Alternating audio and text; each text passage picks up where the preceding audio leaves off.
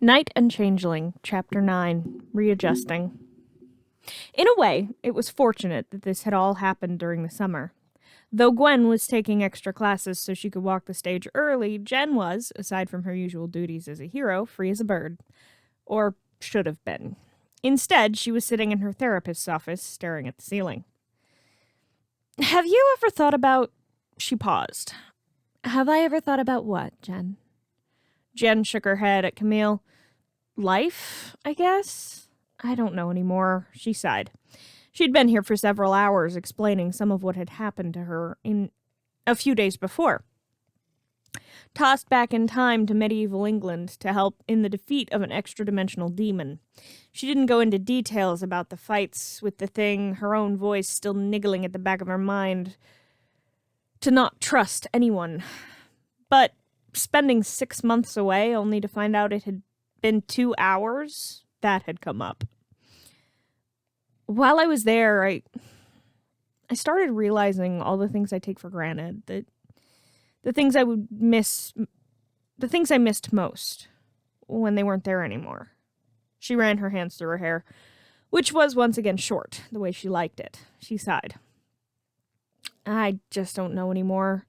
I've been focusing so much on being a hero since I lost Ethan, I sort of forgot to just be me until everything normal got taken away again. Camille's antenna twitched, her version of a raised eyebrow. I know being a hero is what I'm supposed to do. It would be nice, for just a little while, if life went back to my kind of normal. Camille nodded at her. I understand that, and I applaud you recognizing your problem. Maybe you should take up a hobby. Something that has absolutely nothing to do with your job.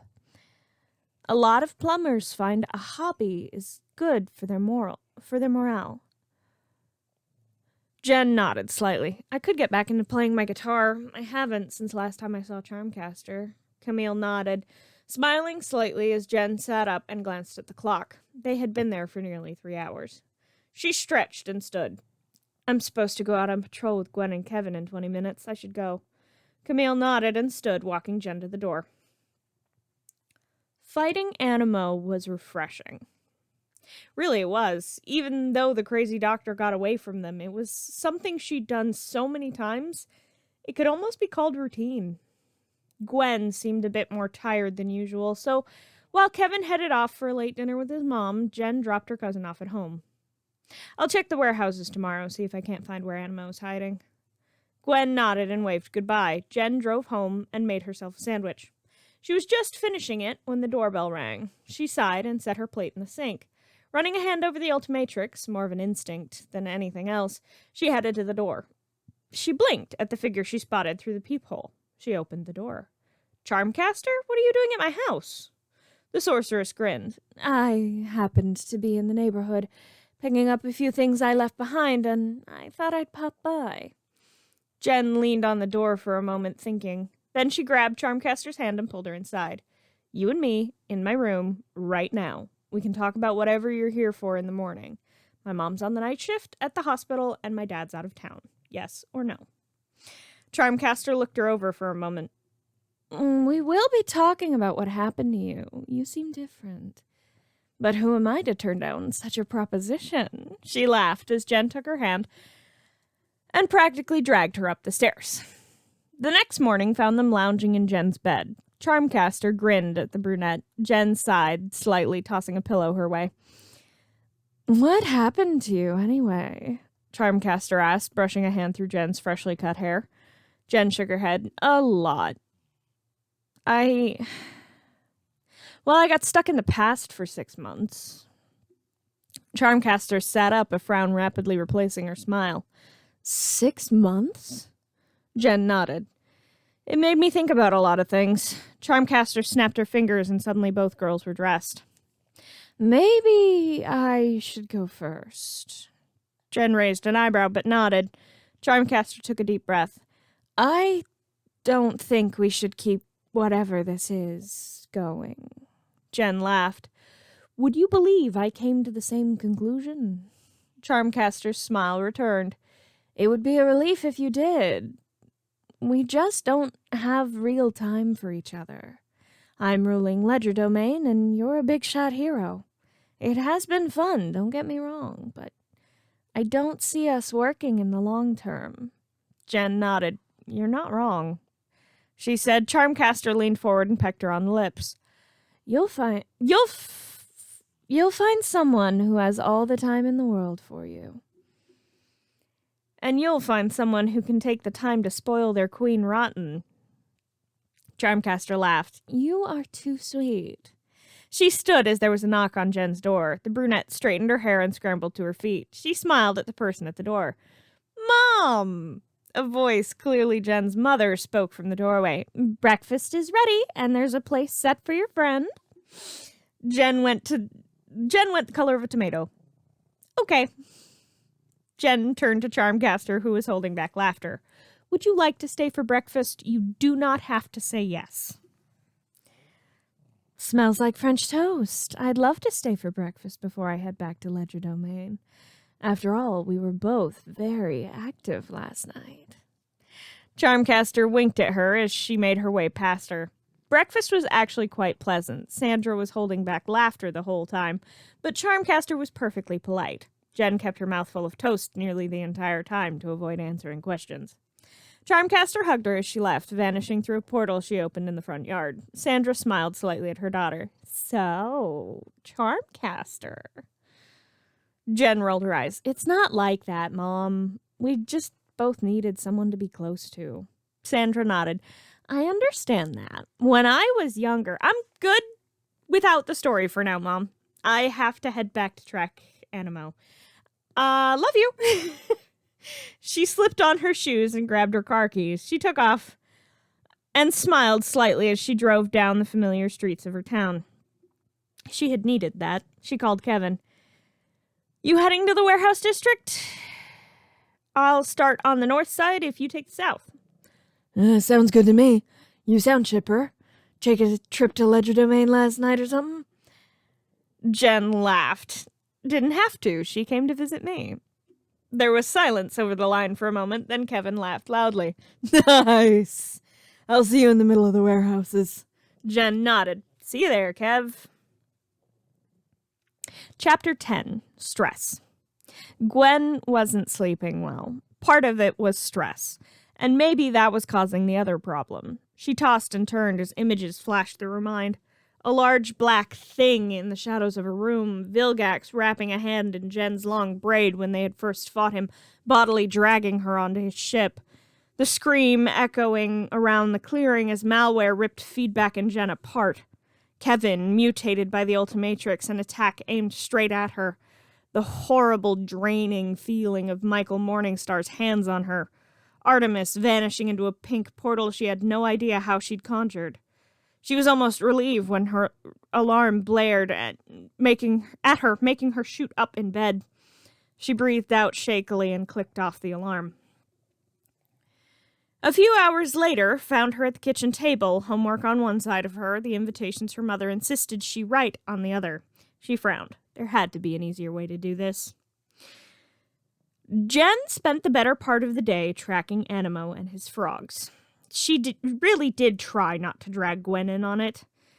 Knowing that the other girl had quite a bit on her plate, she even dragged Pierce into it before resorting to pulling Gwen into it. In the end, they beat Animo hands down, and Jen went accelerate to get Gwen to her best friend's piano recital.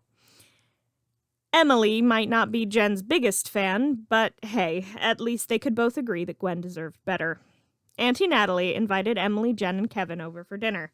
It was actually pretty enjoyable. Gwen roped Jen into helping her finish up the invitations, and Kevin was starting to research what he'd need to do to get a GED. The cousins were laughing at each other as they finished up addressing the last of the envelopes. Gwen cleared her throat. "So, I have news."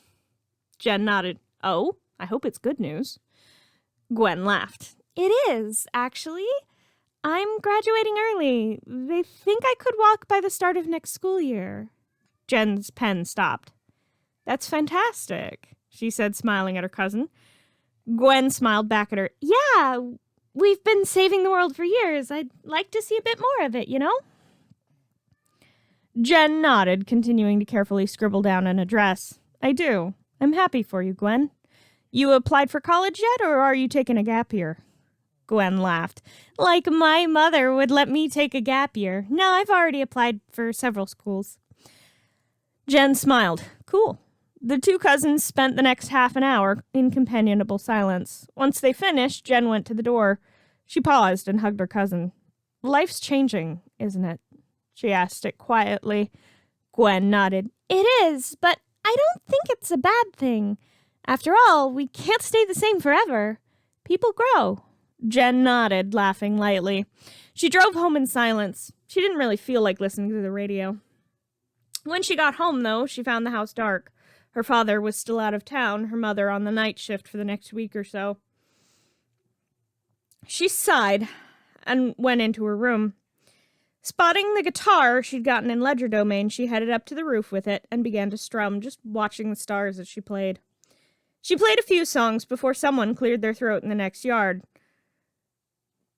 Jen glanced up and spotted Mr. Bauman, their next-door neighbor and proprietor of Grandpa Max's favorite local grocery store. Of course, most of his stock was less than local. He ran the only alien grocery store in all of Bellwood. Not that many knew that.